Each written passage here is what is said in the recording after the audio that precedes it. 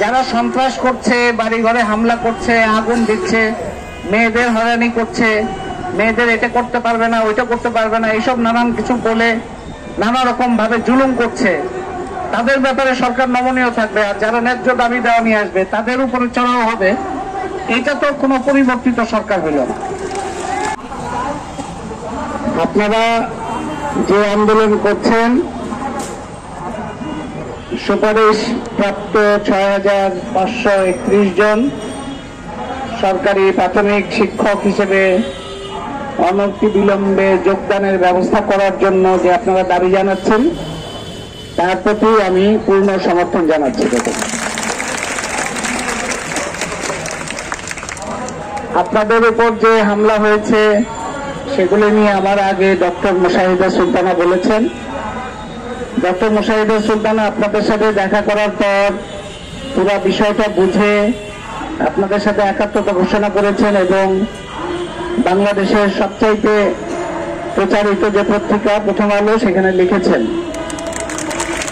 তার ফলে এখন অনেক মানুষই জানে আপনাদের এই পরিস্থিতিটা কি, এবং আপনাদের উপর যে হামলা হলো সেটার যে একটা ভয়ঙ্কর চেহারা সেটাও তার লেখার মধ্যে এসছে। সেখানে বাচ্চারা ছিল, শিশুদের উপর আক্রমণ করা হয়েছে, শিশুর মায়েদের উপর আক্রমণ করা হয়েছে, এবং এই ঘটনাটা আমাদের জন্য আমরা খুবই বিস্মিত যে একটা স্বৈর শাসনের পতন ঘটিয়ে এই সরকার এসছে।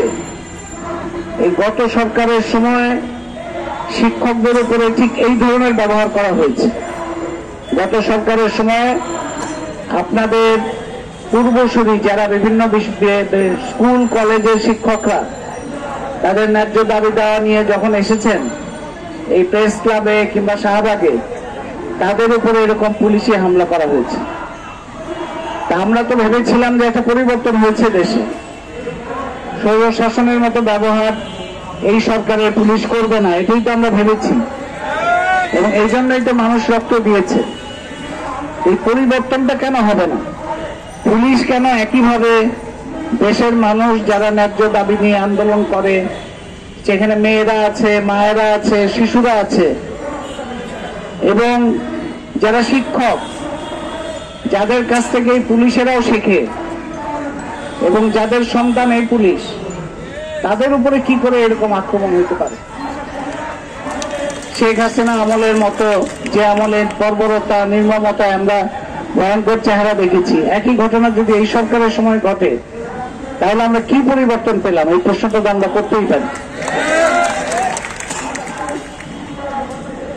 এখন আপনারা জানেন যে শেখ হাসিনা বিরোধী যে আন্দোলনটা তৈরি হয়েছিল, কোটা সংস্কার নিয়ে আন্দোলন, সেই আন্দোলনটার যদি আমরা মূল কথা চিন্তা করি তাহলে মূল কথাটা হচ্ছে কর্মসংস্থানের আন্দোলন। দেশে কাজ নাই, সরকার বলছিল যে আমাদের অনেক উন্নতি হচ্ছে, কিন্তু আমরা তো কোনো কাজের খবর পাচ্ছিলাম না। কর্মসংস্থান নাই, উন্নয়ন হচ্ছে, এটা তো কোনো উন্নয়ন হইতে পারে না। তো সেই কর্মসংস্থানের অভাবের কারণেই তরুণরা আন্দোলন করেছে, কারণ কোটা দিয়ে তাদের কর্মসংস্থানের সুযোগটা আরো আটকে ফেলা হচ্ছিল। তাইলে কর্মসংস্থান হচ্ছে একটা বড় সমস্যা, যেটা নিয়ে আন্দোলন হইল, তার ভিত্তিতে সরকার পরিবর্তন হইল। সেই সরকার আসার পরে তো তার প্রধান কাজ হওয়া উচিত কিভাবে কর্মসংস্থান বাড়ানো যায় সেই ব্যবস্থা করা। কর্মসংস্থান কোথায় কোথায় করা সম্ভব সেগুলি করা। আপনারা নিজেরাও জানেন যে বাংলাদেশে সকল প্রাথমিক স্কুলে, হাই স্কুলে, প্রাথমিক স্কুলের কথাই ধরেন, ওটি তো সরকারি বেশি, প্রাথমিক স্কুলে বহু পদ এখন পর্যন্ত খালি, শিক্ষক নাই। আমি এরকম অনেক স্কুল দেখেছি যেখানে শিক্ষকের অভাবে পড়াশোনা করানো যাচ্ছে না, বাচ্চাদের পড়ানো যাচ্ছে না। পিয়ন কিংবা দপ্তরি তারাও অনেক সময় ক্লাসে যাচ্ছে, কারণ টিচার নাই। যে দু একজন টিচার আছে তাদের আবার অফিসিয়াল কাজে শহরে যেতে হয়, তারপরে কম্পিউটারের কাজের জন্য বাজারে যেতে হয়, ফলে দেখা যায় ক্লাস নেওয়ার মতো শিক্ষক নাই, অথচ পদ অনেক খালি। তো যে পদগুলো খালি আছে সেটা তো তাড়াতাড়ি পূর্ণ করতে হবে, তো ঝুলে রাখলে হবে না। এবং শুধু ৬,৫৩১ না, আরো বহু পদ খালি প্রাথমিক শিক্ষক। মাধ্যমিক শিক্ষক, কলেজ শিক্ষক সব জায়গায় খালি। তো সরকারের প্রথম অগ্রাধিকার ভিত্তিতে সরকারের করণীয় ছিল কর্মসংস্থান কিভাবে বাড়ানো যায়, যত পদ খালি আছে সেগুলি কিভাবে পূরণ করা যায়। তাহলে কি হয়, একটা হচ্ছে কর্মসংস্থান হয়, আরেকটা হচ্ছে এই শিক্ষা প্রতিষ্ঠানগুলো ঠিকঠাক মতো চলতে পারে। এই দুইটা উদ্দেশ্য পূরণের জন্য সরকার তো প্রথম করণীয় ছিল এটা করা, কিন্তু সরকার এটা করে নাই। উল্টো আমরা দেখলাম অনেকগুলো কারখানা বন্ধ।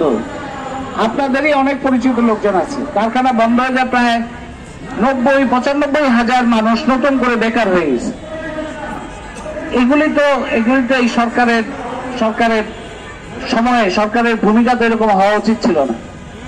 প্রথমত কারখানাগুলো যাতে চালু থাকে, যাতে কর্মসংস্থান থাকে সেটা ঠিক করা, স্কুলগুলোতে খালি পদ যেগুলো আছে সেগুলো পূরণ করা, এবং এগুলি নিয়ে যারা আন্দোলন, আমরা দুইটা ঘটনা দেখলাম। একদিকে দেখতে পাচ্ছি অনেক ধরনের পেশার মানুষ তাদের দাবি দেওয়া নিয়ে রাস্তায় আসছে।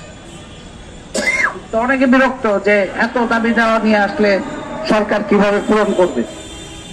কিন্তু আমার কথা হচ্ছে এই যে মানুষেরা বিভিন্ন জায়গা থেকে আসছে ন্যায্য দাবি নিয়ে, কেন আসছে? কারণ গত সরকারগুলোর সময়ে তাদের দাবি পূরণ হয় নাই। এগুলো অনেক পুরনো দাবি, সেই পুরনো দাবি পূরণ করার জন্য তারা আসছে এই প্রত্যাশা নিয়ে যে এখন একটা পরিবর্তন আসছে, এই সরকারের একটা পরিবর্তন হয়েছে এবং এই সরকার তাদের কথা শুনবে। তো কথা তো শুনতে হবে। তো দেখা যাচ্ছে যে এই ধরনের ন্যায্য দাবি দেওয়া নিয়ে যারা আসছে রাস্তায়, তাদের উপরে ব্যাপক আক্রমণ হচ্ছে। আবার অন্যদিকে দেখা যাচ্ছে যে কিছু লোকজন দেখা যাচ্ছে যে সংঘবদ্ধ আক্রমণ করছে বিভিন্ন জায়গায়। অমুকের চাকরি রাখা যাবে না, অমুক পদ রাখা যাবে না, এটা করতে হবে সেটা করতে হবে বলে সংঘবদ্ধ আক্রমণ করছে। ওদের বেলায় আবার সরকার দেখা যাচ্ছে খুব নমনীয়, তাদের আবার সরকার কিছু বলে না। যারা ন্যায্য দাবি দেওয়া নিয়ে আসছে তাদের উপরে আক্রমণ করছে। এটা কি করে হয়? যারা সন্ত্রাস করছে, বাড়ি ঘরে হামলা করছে, আগুন দিচ্ছে, মেয়েদের হয়রানি করছে, মেয়েদের এটা করতে পারবে না ওইটা করতে পারবে না, এইসব নানান কিছু বলে নানা রকম ভাবে জুলুম করছে, তাদের ব্যাপারে সরকার নমনীয় থাকবে। আর যারা ন্যায্য দাবি দেওয়া নিয়ে আসবে তাদের উপরে চড়াও হবে। এটা তো কোনো পরিবর্তিত সরকার হইল না। কাজে আমরা এই ধরনের ঘটনার পুনরাবৃত্তি চাই না। আমরা মনে করি যে অবিলম্বে অন্তত এই ঘটনাটা যে ৬,৫৩১ জনের জন্য যে সুপারিশ করা হয়েছে, এবং আমি কাগজপত্র যা দেখলাম, মুশাহিদা সুলতানাও লিখেছেন, সেখানে দেখলাম যে আগের নিয়ম অনুযায়ী যেভাবে হওয়ার কথা সেই নিয়ম অনুযায়ী হয়েছে, এবং সেটা যেহেতু আগের বার হয়েছে, এখন নতুন কোন নিয়ম আসার আগ পর্যন্ত সেই নিয়ম অনুযায়ী এটা পাশ হয়ে যাওয়ার কথা। আমি বুঝতে পারি না যে হাইকোর্ট কিসের ভিত্তিতে, কোন যুক্তিতে এটা স্থগিত ঘোষণা করেছে, এটা আমার বোধগম্য না। আমি আশা করি যে হাইকোর্ট শিগগিরই এটার ব্যাপারে পরিষ্কার এবং ন্যায্য সিদ্ধান্ত দেবে, যেটা মুশাহিদা বলেছেন 2 তারিখে সিদ্ধান্ত আসবে। আর এই নারী কোটার ব্যাপারে সেটা সারা দুনিয়া প্রাথমিক শিক্ষা, আমি শিক্ষক, মুশাহিদা সুলতানা শিক্ষক, আপনারাও শিক্ষকতায় যাচ্ছেন, আমরা বিভিন্ন পর্যায়ে শিক্ষকতা করি, কিন্তু আমি নিজে মনে করি, আমি বিশ্ববিদ্যালয়ে শিক্ষকতা করেছি বহু বছর, কিন্তু আমি নিজে মনে করি সবচেয়ে গুরুত্বপূর্ণ শিক্ষকতার জায়গা হচ্ছে প্রাথমিক শিক্ষা। এটা বিশ্ববিদ্যালয় শিক্ষা ঠিক মতো দাঁড়াইতেই পারবে না যদি প্রাথমিক শিক্ষা ঠিক মতো না। প্রাথমিক শিক্ষাই তো ভিত্তি তৈরি করে, এই ভিত্তি যদি দুর্বল হয় তাহলে বিশ্ববিদ্যালয়ে সে পড়াশোনা কিভাবে করবে? সেই জন্য সরকারের উচিত হচ্ছে প্রাথমিক শিক্ষার উপরে সবচেয়ে বেশি গুরুত্ব দেওয়া, সেখানে বরাদ্দ বাড়ানো, যত পদ খালি আছে সেটা পূরণ করা, এবং মেয়েদের ব্যাপারে যে কথা হলো, যারা প্রশ্ন তুলছে যে এখানে মেয়েদের কোটা ইত্যাদি, তাদের এই তথ্যটা জানা দরকার যে সারা পৃথিবীতে যত উন্নত দেশ আছে, যত জায়গায় প্রাথমিক শিক্ষার ব্যবস্থা আছে, সব জায়গায় মেয়েদেরকেই অধিকাংশ পদে রাখা হয়। কেন রাখা হয়? এটা তো যুক্তি আছে একটা, এটার পেছনে একটা বৈজ্ঞানিক যুক্তি আছে। সব ছেলেরা যে কাজ করতে পারে না সেটা মেয়েরা পারে তাদের জন্মগত কারণে। সেটা হচ্ছে শিশুদেরকে পরিচর্যা করা, শিশুদের মানসিক অবস্থা বোঝা, তাদেরকে যথাযথভাবে মায়া মমতা দিয়ে তাদেরকে শিক্ষা পরিবেশটার মধ্যে নিয়ে আসা। সব ছেলেরা পারবে না এটা, অনেকে চেষ্টা করে, অনেকে করে, অনেকে পারে, কিন্তু সব ছেলেদের পক্ষে এটা সম্ভব না। সেই জন্য সারা পৃথিবীতে মেয়েদেরকে অগ্রাধিকার দেওয়া হয়। সব কোনো কোনো জায়গায় শতভাগই মেয়েরা। সুতরাং এইটা নিয়ে কুটতর্ক করা একদমই ঠিক না। এইটা মেয়েদেরকে অগ্রাধিকার দিতে হবে এবং ছেলেরা যাতে সেইখানে ছেলেদেরও যেন জায়গা থাকে। আপনি যদি যত পদ খালি আছে সব পদ যদি পূরণ করা হয় তাহলে ছেলেদেরও তো কোনো অসুবিধা হবে না, ছেলেরাও প্রচুর পদ পাবে। এটা দাবি করতে হবে যে 6531 জন দেন, আর বাকি যত খালি পদ আছে সেটাও অবিলম্বে পূরণ করে, যাতে যারা শিক্ষকতা করতে চায়, সবাই তো শিক্ষকতা করতে চায় না, শিক্ষকতা সবার জন্য অনুকূলও না, সবার জন্য উপযোগীও না। অনেকে অনেক রকম অনেক কিছু হইতে চায়। যে পুলিশ হইতে চায় তার তো শিক্ষকতায় আসা উচিত না, যে ব্যাংকার হইতে চায় বা যে ব্যবসা করতে চায় তাদের আসার দরকার নাই। শিক্ষকতা এমন একটা পেশা যেটা শুধুমাত্র চাকরি না, এটার সাথে অন্য ধরনের একটা আগ্রহ, মায়া মমতা, আত্মনিবেদন, অনেকটা উৎসর্গ করা, এইসব অনেক কিছু ব্যাপার আছে। সেখানে পড়াশোনা করা, পড়াশোনার প্রতি ভালোবাসা, শিশুদের প্রতি ভালোবাসা, শিক্ষার প্রতি ভালোবাসা, অনেকগুলো ব্যাপার আছে। এটা শুধুমাত্র চাকরি না। সুতরাং যারা শিক্ষকতায় আসতে চায় যাতে তারা আসতে পারে, সেই জন্য খালি পদগুলো অবিলম্বে যেন পূরণ করা হয়, সেই দাবিটাও আপনারা উত্থাপন করবেন।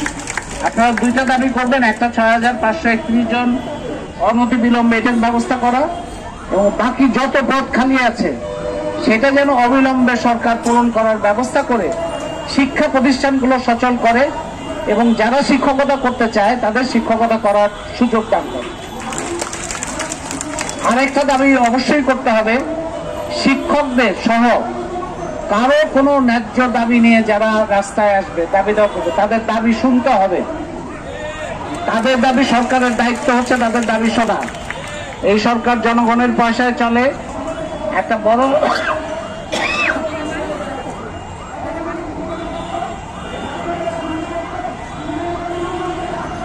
একটা স্বৈর শাসক যারা জনগণের অর্থ লুণ্ঠন করে, সম্পদ পাচার করে এই দেশটাকে একটা ভয়ঙ্কর অবস্থা নিয়ে গেছিল, তাদের হাত থেকে রক্ষা করে তাদের থেকে নতুন একটা সরকার আসছে, সেটার প্রমাণ দিতে হবে।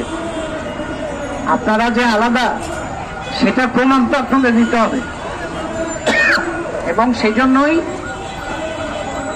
আপনারা